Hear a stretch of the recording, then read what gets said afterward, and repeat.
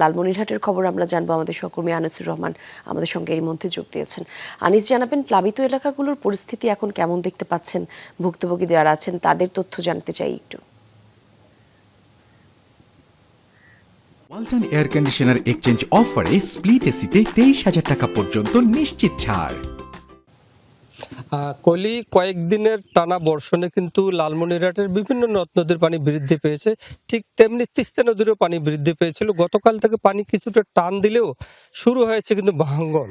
আর এই ভাঙ্গনের কবলে কিন্তু এখানকার যে জমিগুলো রয়েছে, পাট, ভুট্টা, বিভিন্ন সবজি, এই আবাদি জমিগুলো কিন্তু দিন দিন ভেঙে যাচ্ছে।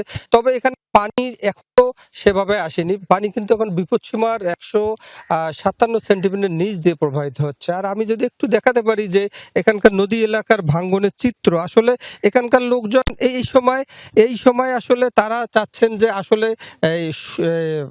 পানি উন্নয়ন বোর্ডের সহায়তা চাচ্ছেন, যারা যেভাবে ভেঙে যাচ্ছে তাদের এই জায়গাগুলো, আবাদি জমিগুলো বা অনেকের বসত বাড়ি, তারা কিন্তু চাচ্ছেন যে আসলে এই সময় যদি এই ভাঙ্গন জিও ব্যাগ ফেলে যদি বাঁধগুলো ঠিকভাবে মেরামত করা যেত, হয়তো এই ভাঙ্গন থেকে রক্ষা পেত। কিন্তু পানি উন্নয়ন বোর্ডের তাদের যেটা কথা যে পানি উন্নয়ন বোর্ড বর্ষার সময় শুরু করে দেয় এই জিও ব্যাগ ফেলা, সেই জিও ব্যাগ দিয়ে কিন্তু তাদের কোনো কাজেই আসে না।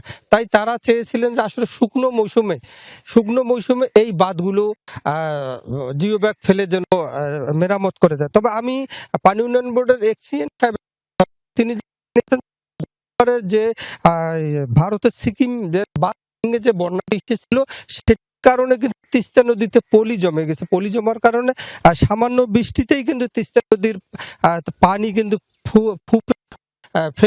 ফুসে উঠেছে, যার কারণে কিন্তু এখন সামান্য পানিতেই কিন্তু মনে হয় যে অনেক পানি নদীতে, মনে হয় যে বন্যার দেখা দিয়েছে এরকম।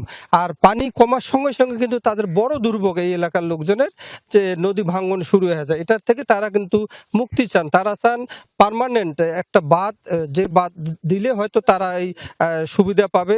মানুষগুলো এই তারা কিন্তু এইটাই জানিয়েছেন যে দ্রুত যেন তিস্তা নদীর এই করাল গ্রাস থেকে রোধে তারা বাদ চেয়েছেন। ধন্যবাদ আপনাকে আনিস।